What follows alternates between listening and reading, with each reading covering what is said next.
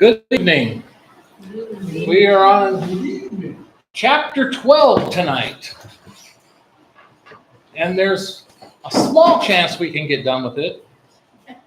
Except for there's one slide I could talk all night on. So my guess is we're probably going to go 2 weeks again. I think we're just going to make that the standard. So I call this a chapter of faith. It's maybe not the most known chapter of faith in the Bible. What's the most known chapter of faith in the Bible? You guys remember? Hebrews 11. Hebrews 11, exactly.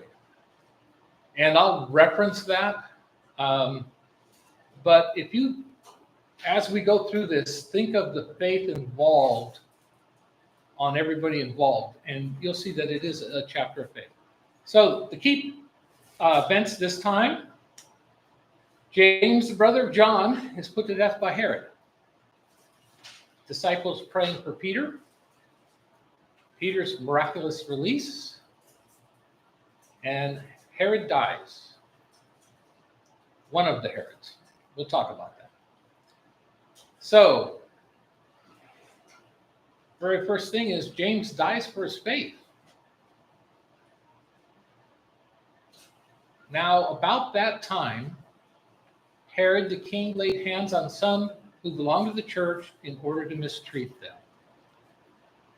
So, what is Luke giving us here at the very beginning? Another time indicator, but this one we haven't seen before. Now, about this time, if I was writing a comic book, I would have put meanwhile, because what he's going to talk about is happening while something he's already talked about is going on. So let's go back a few verses. Now, at this time, some prophets came down from Jerusalem to Antioch. So that's last chapter. This meanwhile is going to be happening in this same time zone. One of them, named Agabus, stood up and began to indicate by the Spirit that there would certainly be a great famine all over the world. And this took place in the reign of Claudius. Claudius came to power in 41 AD, and there was a famine in 44-45. Now, the famine hit hardest in Egypt and all up the coast of Jerusalem and up into Greece. So the eastern half of the Mediterranean is what history tells us. And that might be good enough to qualify for what Luke is talking about here, because in the whole Roman Empire, which at that time was about the known world, they depended heavily on the wheat coming out of Egypt. They had great barges that would load up with wheat and go along the coast of the Mediterranean, continuously delivering wheat to throughout their empire. So a famine in Egypt would have had an effect on the whole world. And in the proportion that any of the disciples had means, each of them determined to send a contribution to the relief of the brethren living in Judea. And this they did, sending it in charge of Barnabas and Saul to the elders. Those would be the elders at Jerusalem. So, this is going on. We're going to look at a timeline just a second. While they're collecting money and getting ready to send it to Jerusalem, this scene that we're going to see is happening. Now, that's as close as we can get to a time zone, Luke obviously didn't have a calendar because he did not give us good dates, but he gave us hints, and that's close enough. We don't need exact dates. So I'm going to show a timeline. I've been talking about this for a while, and it's just approximates, because the ascension, I believe, happened about AD 30. Some think it's 33, but that puts Jesus' life later, and that doesn't line up with when Herod died, And I'm not when Herod died, when Herod tried to kill the children. So we have the Ascension and Pentecost happening that first year. I believe it's about a year till Stephen's speech and his stoning. Then that starts Saul persecuting the church. That went on for a while. And like I said, some of these dates are just guesstimates, but about 34 AD, Saul is converted on the way to Damascus. And then, remember last time when we talked about Peter going to the Cornelius, I said it's about 10 years. And that's what a bunch of the timelines come up with. It's about 10 years since Pentecost when Peter goes to Cornelius. And sometime after that, the elders at Jerusalem hear about Antioch. So they send Barnabas off to Antioch. Then Barnabas goes to find Saul, and they preach for about a year. And then they make that collection and come back. And so then that's about 44 is when we're seeing this stuff. Now, we know one date for sure. We know when Herod Agrippa died, 44 AD. That's a historical event that's well documented. So that puts those other things that real close to it. You know, did it happen at the end of 33? Or did it happen so right around 44 is when these other things happen. And that's what our lesson's going to be today. So it's about 14 years since the church has started.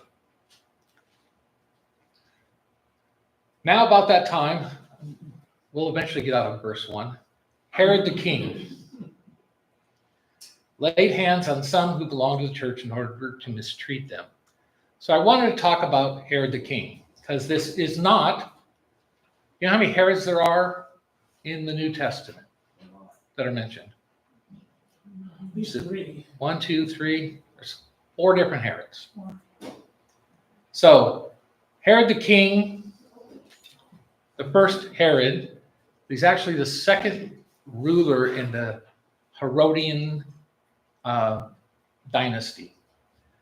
Herod the First, also called Herod the Great, father of miraculous and Philip and I'm not even trying to say him, and Herod Antipas, grandfather of Herod Agrippa, who we're talking about today.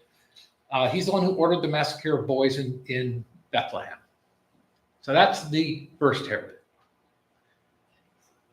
Second Herod is Herod Antipas. Now, I'm going to show you another chart that shows the whole family. He wasn't Herod's first choice, but after he killed 2 of his boys that were his first choice, he became the first choice. Herod Antipas, also called Herod the Tetrarch.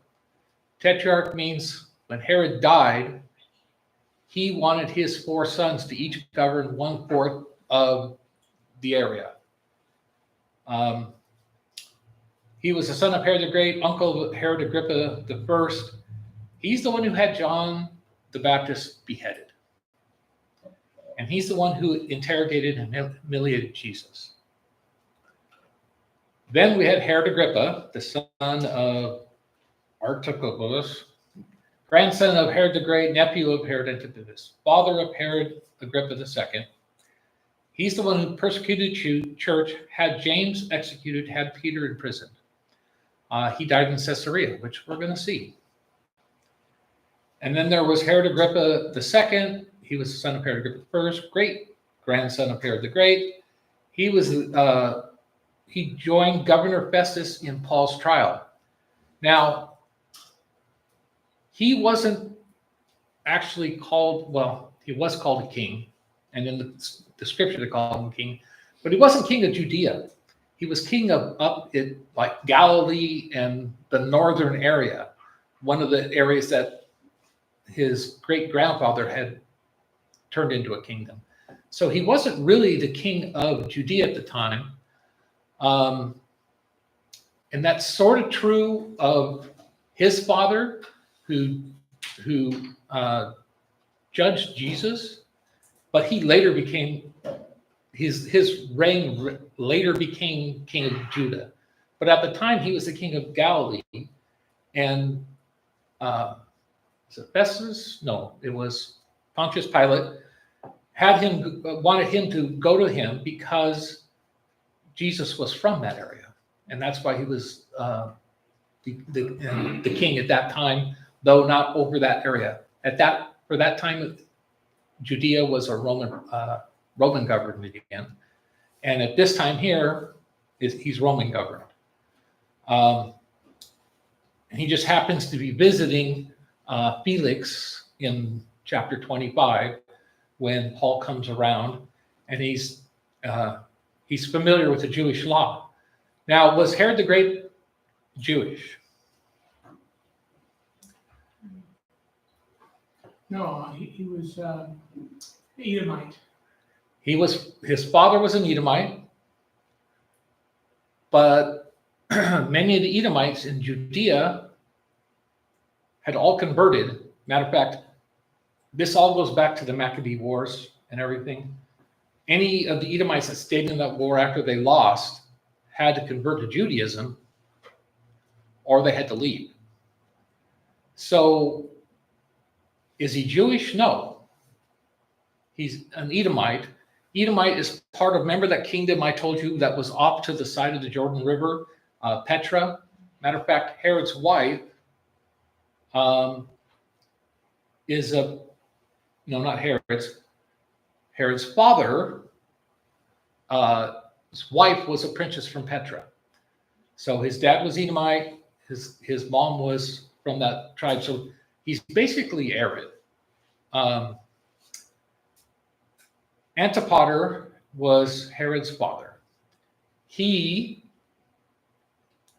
was governing an area. He was in the military, and he helped Pompey overthrow Jerusalem. Pompey is the one who overthrew Jerusalem and was made a governor. Then along comes Julius Caesar, another general you might know, and the two of them fought. Julius Caesar won, and he changed his allegiance to Julius Caesar, who enriched his areas. It's funny, the Herods are all mixed up. They're mixed up with all the Caesars. They're mixed up with Mark Antony, Cleopatra. You can make a soap opera out of their life when the things that they try. So he married Herod the Great, had one wife with a couple kids, and another wife. And then he eventually married, we called her Marianne. And she was from, I think the next one shows it. She was from the Hasmonean dynasty. That other one was kind of hard to read. So you have Herod marries Marianne, and now all these other kings are Jewish. They're part of the Maccabeans. Her parent, Marianne's mother, was a direct Maccabean, and they're part of the Hasmonean kingdom.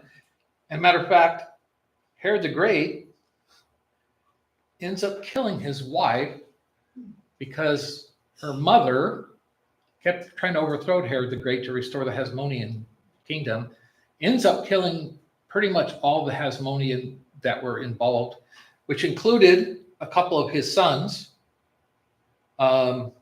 included that son and a couple they're not listing. He ended up killing a couple of his sons, so much so that he had to make a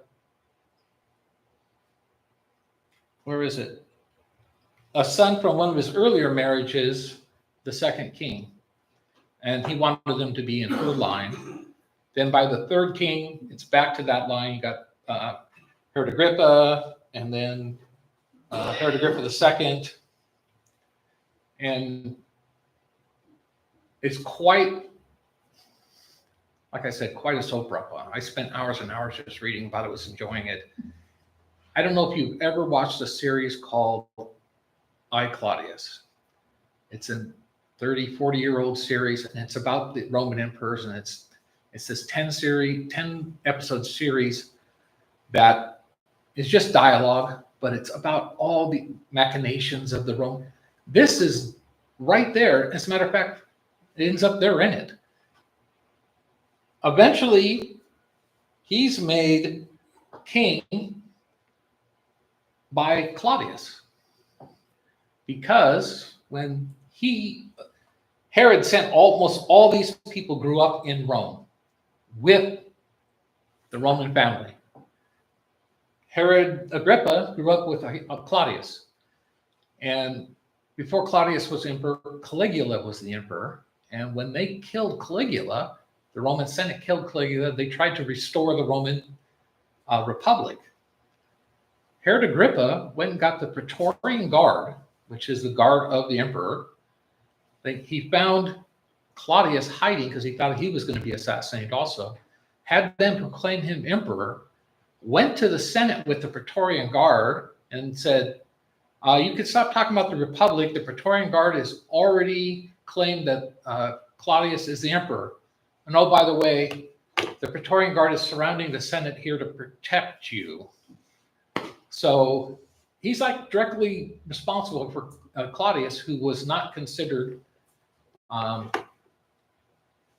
that he would ever be one of the emperors. So they're all tied to it. I was just remembering that Homer Haley wrote a book on the Edomites, if anybody's interested. That would be interesting. The whole thing is just fascinating.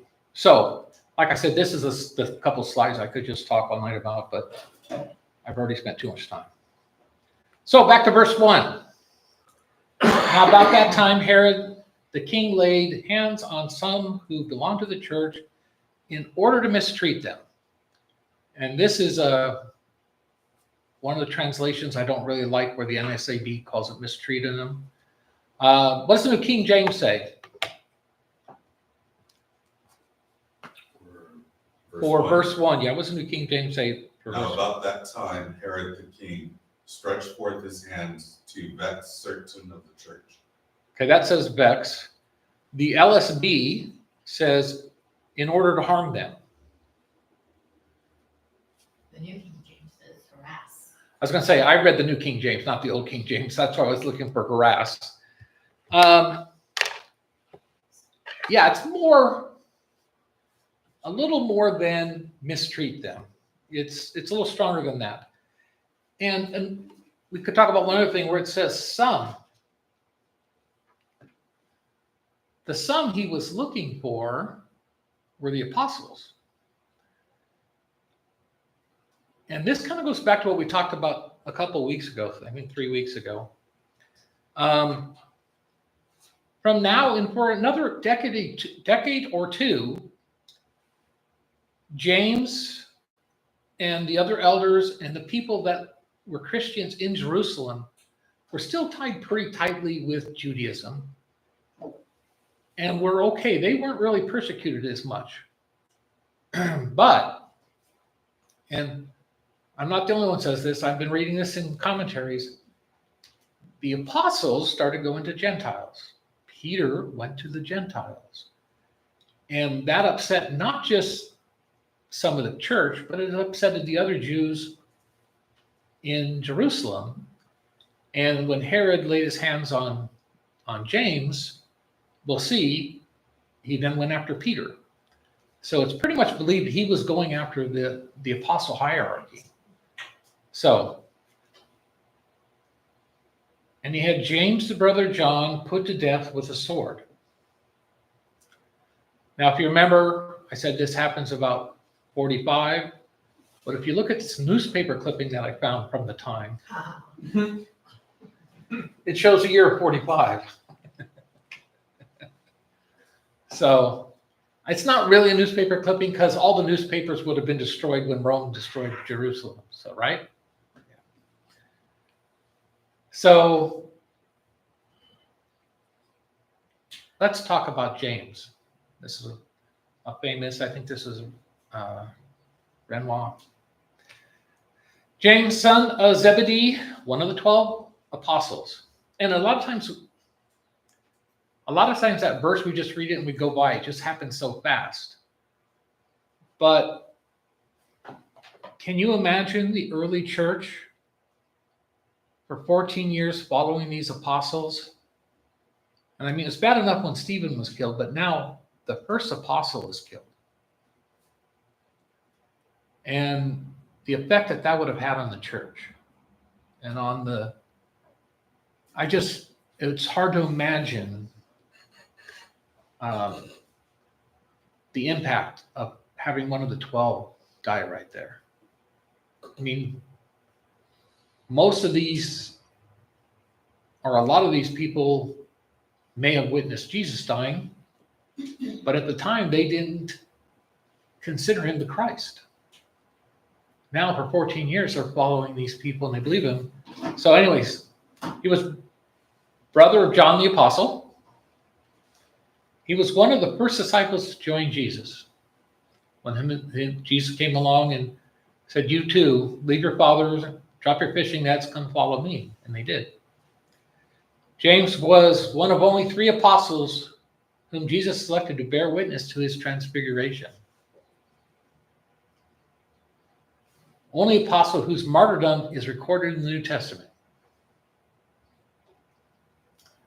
Believed to be the first of the 12 apostles martyred for his faith. And F.F. Bruce knows why James should die while Peter should escape is a mystery of divine providence. If an angel was able to save Peter, why did James die? Didn't Jesus prophesy that he would share his cup? They said to him, grant that we may sit one on your right and one on your left in your glory. But Jesus said to them, you do not know what you are asking for. Are you able to drink the cup that I drink, or to be baptized with the baptism with which I am baptized? They said to him, we are able. And Jesus said to them, the cup that I drink, you shall drink, and you shall be baptized with the baptism with which I am baptized. Now, James is the first to die, and John is most likely the last to die.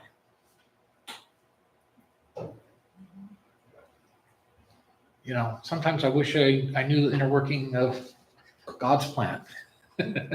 Yeah. I mean, clearly God had a different role for each of them to play. And Yes. you see in James' death a stirring up of the people in a particular way.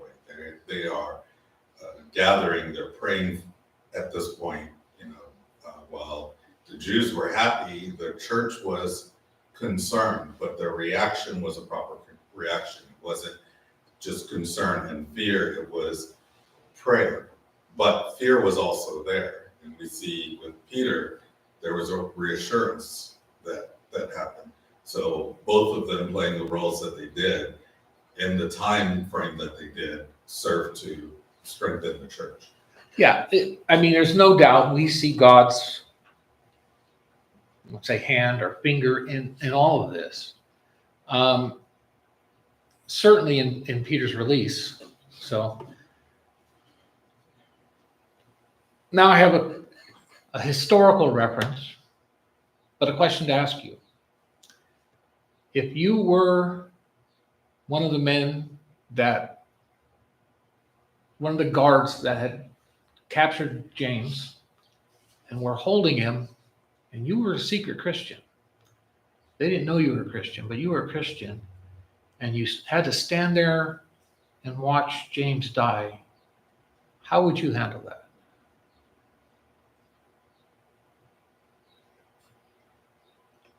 I don't actually need well, go ahead. Well, they talk about the hope that this life is not forever, and that eternal life is the goal of the Christian.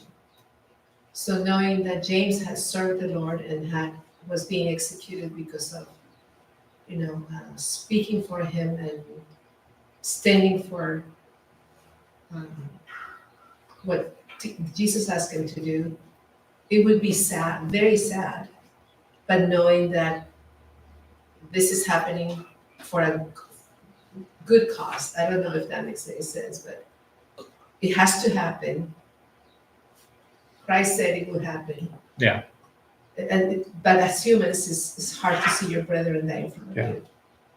Many years in the future, when the real persecution gets going in the church, a lot of Christians would turn themselves in, knowing the fate that they're going to maybe end up in the Colosseum mauled by lions or burning on a cross. And the reason I say this is that one of the early church fathers, Clement of Alexandria, wrote at about 150 AD, saying, tradition preserved from the 7th book of Clement of Alexandria tells of the officer that guarded James, who was so impressed by James' witness that he professed himself a Christian also and was beheaded along with him. He said, you know what, I'm a Christian too. He didn't, and I wonder, what if I was the guard and didn't have to say I was a Christian? Would I have been able to do it? Now, this isn't in the Bible, so we're not 100%, and it's written down 100 years later, but it smacks of truth, but I don't know for sure. But it was just made me really think, what if I was in that situation? Could I? Well, I'm a Christian too. If you're going to kill him, do you have to kill me too? We see that in movies. Well, you have to go through me to get to him, but would we really do that? We talk about it all the time. If we are persecuted, how do we handle it? So, Lord willing, I never have to find out, or any of you find out. But there are places in the world where they do. Yeah, one of the options would be to carry out your role. And there's nothing saying that God would be displeased with that. Yeah, I'm not judging it. The challenging question is, what if you were the one who had to put him to death? Yeah. Of course, that would take that to another level. Saying, well, it's one thing to guard him, it's a whole other thing to put him to death, knowing that no actual crime had been committed. Well, and if this story is true, he would have known James. He's a Christian and would have known him. So yeah, I don't think. Well, I know I couldn't have put him to death, but so. All right, we're done with verse 1 and 2. What was the reaction of the people to Herod having James put to death? Which people? The Jewish people. And you sort of answered part of this already. They were pleased. Yeah, he found pleasure from our approval that he did this. And I stuck in there, why? Why? Is it just the resentment against the church still? Was it the resentment that they were trying to bring Gentiles into their faith? So, I don't know. Yes, it's all those. It's the Judeo-Christians are direct challengers to them, their particular belief, and more importantly, based on the way that we see them acting in Scripture, more importantly to them, their power, their authority. Yeah. They, even in dealing with Romans, had a certain level of power and authority that they didn't want to give up. Yeah. And here you've got a group that's growing, and they're exhibiting these signs and wonders before them, but they know they don't have the ability to do it. And so their power is slipping away. Yeah. Alan? And beyond that, as you already mentioned, they have begun growing by bringing in the Gentiles into the faith, and that was a direct confrontation with their beliefs. Yeah. From what I was reading, it didn't bother just the Jewish Christians. It bothered the Jews too. That Jews were bringing Gentiles in, even though they considered Christianity a weird offshoot sometimes, and persecuted it sometimes, and approved them other times. Their feelings are all over the place. So, because of that, we're going to see Peter's imprisonment and escape. Now, I have this in here twice because I didn't see it the first time and I put it in again, but from the great chapter of faith, by faith, says the writer of the Hebrews, some escaped the edge of the sword. By faith, others were killed by the sword. So, although he's talking about the prophets throughout the ages, it's applying to the apostles right now, in real time for them. When he saw that it pleased the Jews, he proceeded to arrest Peter also. So not a bunch of Christians, just he's going after the apostles. Now it was during the days of unleavened bread. What's unleavened bread? Yeah, the 7 days of Passover. When he had seized him, he put him in prison, delivering him to 4 squads of soldiers to guard him, intending after Passover to bring him out before the people. Now, what they mean by 4 squads of soldiers is there would have been 2 soldiers, one on either side, which we see, and 2 soldiers guarding the door. And there was 4 shifts, so 4 squads is, 6 hours and 6 hours and 6 hours and 6 hours. So 4 squads of soldiers, so there was always somebody with it. What was Herod planning to do with Peter? Can we guess? Yeah, he was probably going to kill him too. Why? For the same reasons he killed James. He's looking for approval of the people. And if I went back to that chart and told you about all the stories, all the Herod kings had a rough relationship with the Jewish people.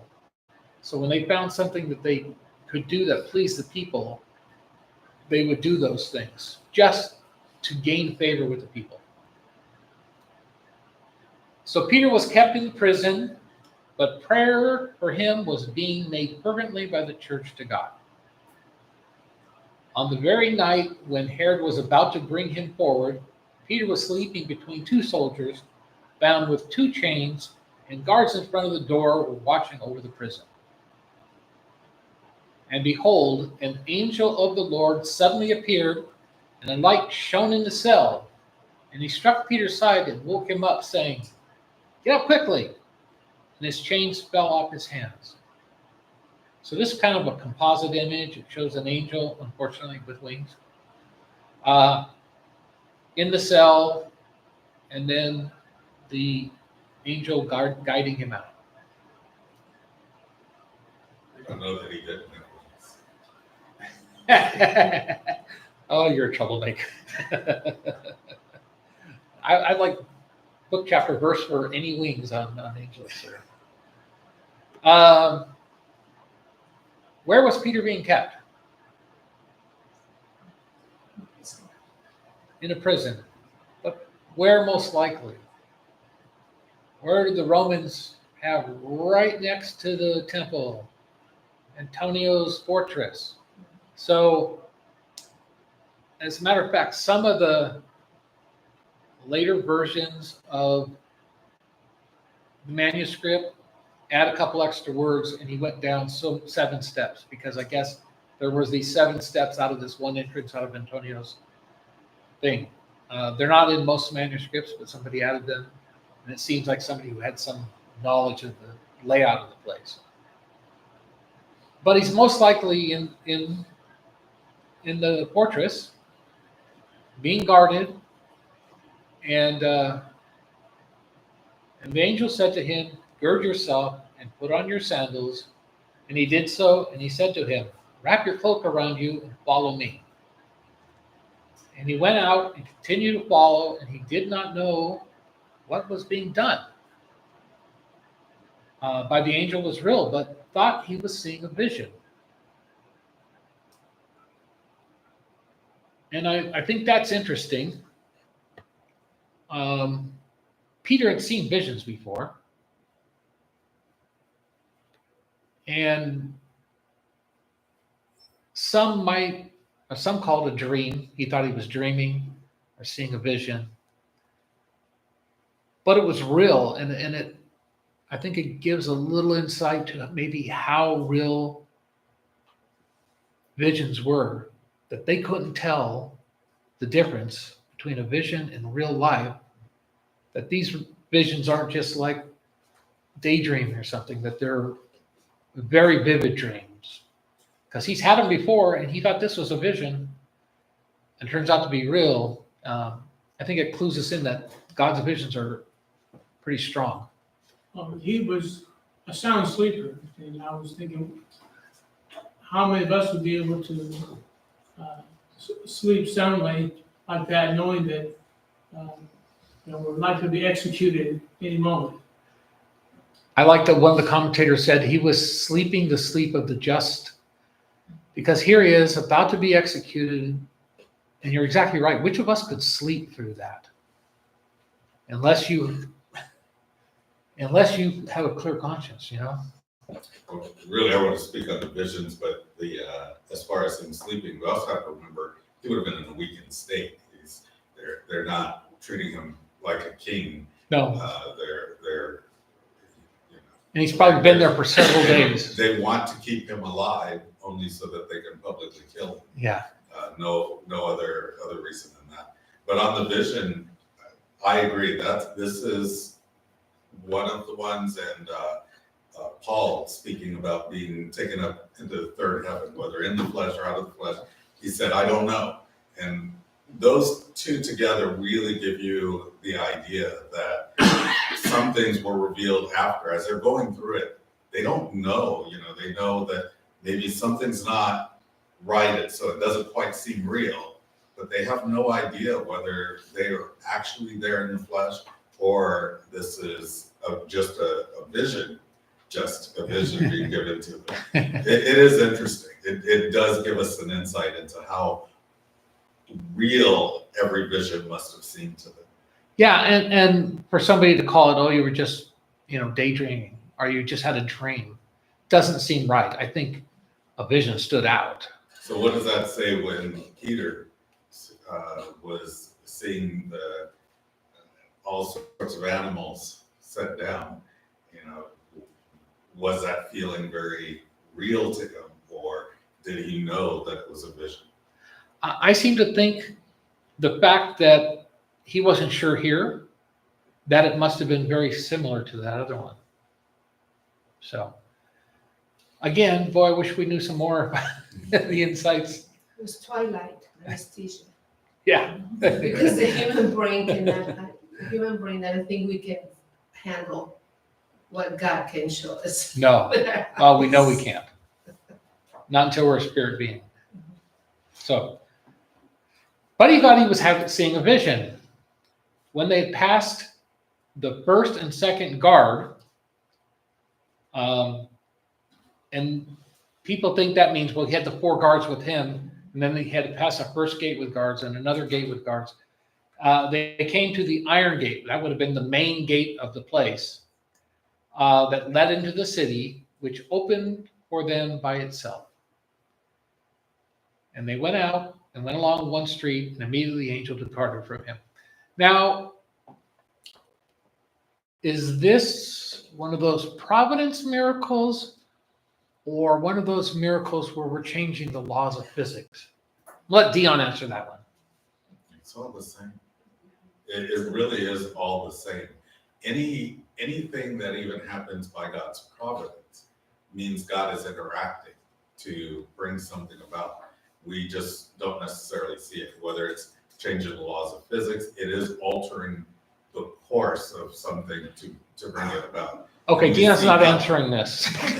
And we see God's hand always operating in things of that nature that says, look, this is a supernatural thing. This isn't a natural thing. That's what I'm saying. Okay, raising somebody from the dead, or providence that God tweaked something and they got better from an illness. One we can point to and say, that's a miracle. That was outside normal laws. Others, we prayed for him, he got better, we think it's a miracle. But other people can look at it and say, he just got better. So there are some miracles that there's no explanation for. There's no, oh, it could have been this. So, Alan, cut you off. Well, whatever isn't miraculous against the laws of nature is definitely a mighty work and a wonder of God. Yes. It all is from the same source. So how many miracles were involved in Peter's release? If you go through and count them. Angel Quite a appeared. few. Angel appeared. The chains fell away. Lots malfunction. Locks malfunctioned, exactly. The first nightlight in history. Right? Exactly. It was, somebody created a nightlight and then forgot how to do it. The guards, all four, didn't know what's going on. See that in Balance video games sleep. all the time. Balance- All looking away at the right time.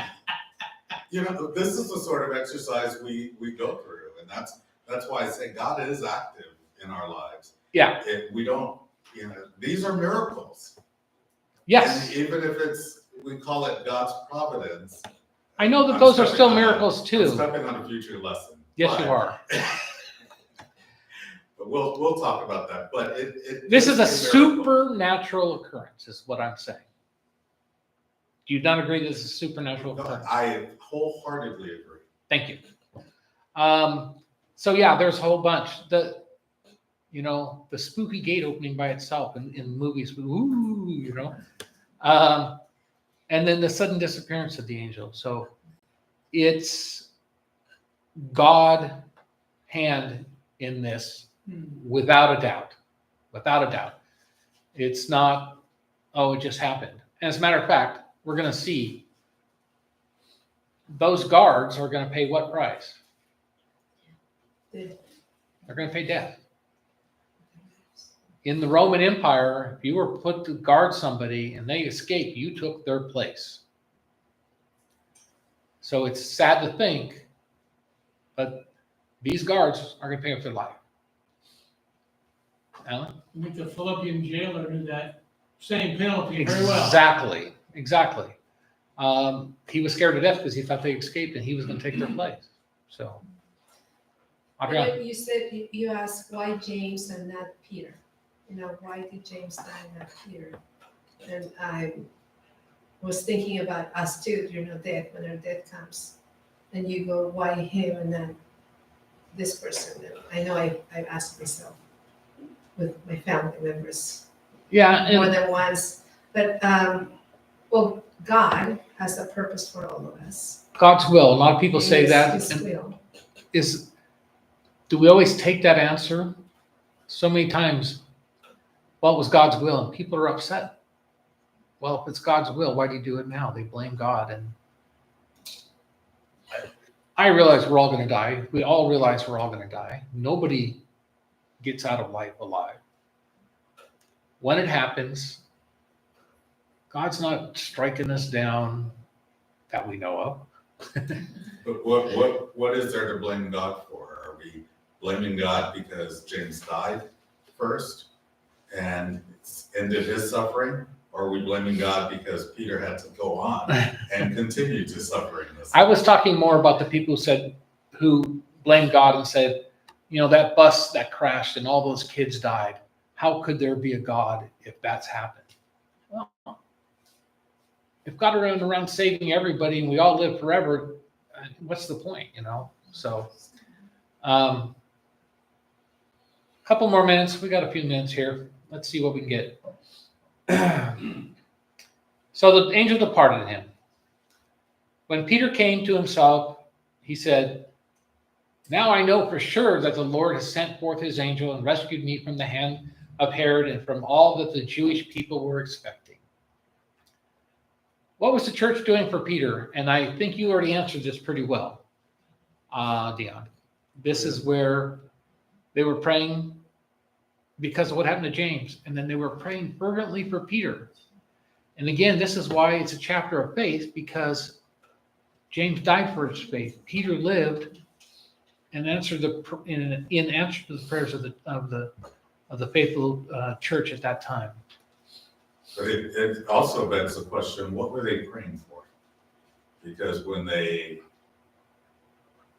I know. I'm jumping. You are jumping ahead. I'll wait. And it is a good one, though. What lesson can we learn from this example?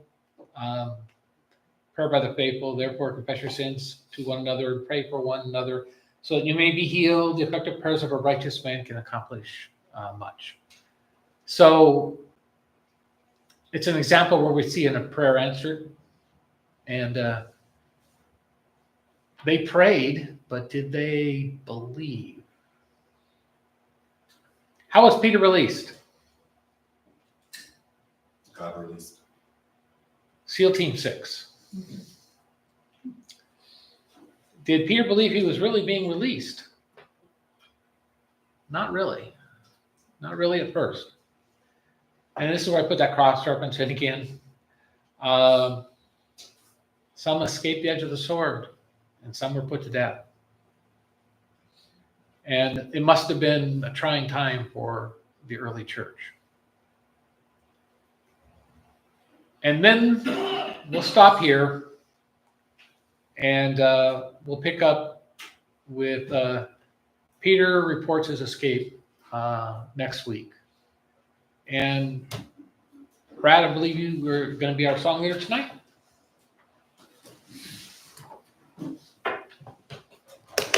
If you all grab a book, Brad will tell us what song we got.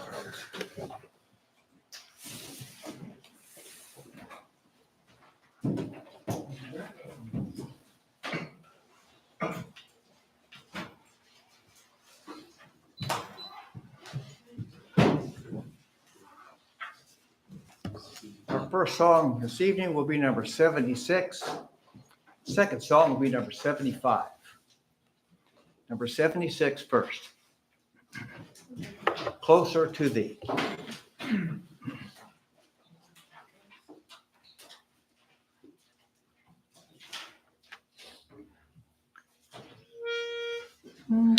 So closer to Thee, near to Thy side, closer, dear Lord, I would abide. Hold me in Thy embrace, 'neath every smile of grace. Grant me, Thy child, a place closer to Thee, closer to Thee, near to Thy breast, closer to Thee.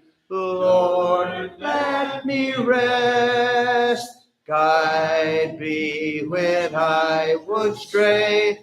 Keep me from sin each day. Draw me, dear Lord, I pray, closer to Thee, closer to Thee. Happy and free, grant me, O Lord, ever to be. Hear me in every cry. Stand near when I must die. Then take me home on high, closer to Thee. Number 75, I am the vine.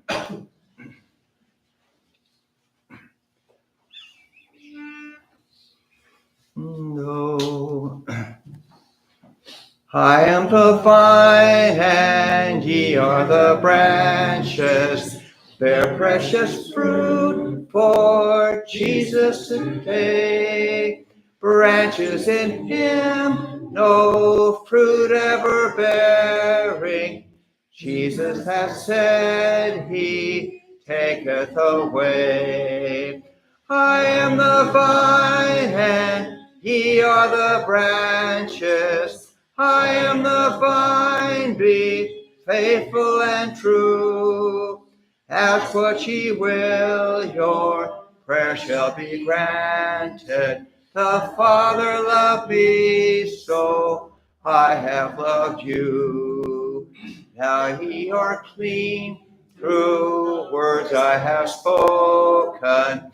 living in me, much fruit ye shall bear, dwelling in you, my promise unbroken, glory in heaven with me ye shall share.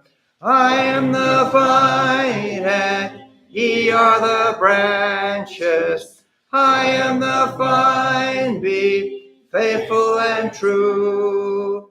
Ask what ye will, your prayer shall be granted. The Father loved me, so I have loved you. Yes, by your fruit the world is to know you, walking in love as children of day. Follow your guide, he passeth before you, leading to realms of glorious day. I am the vine and ye are the branches. I am the vine, be faithful and true. Ask what ye will, your prayer shall be granted. The Father loved me, so I have loved you.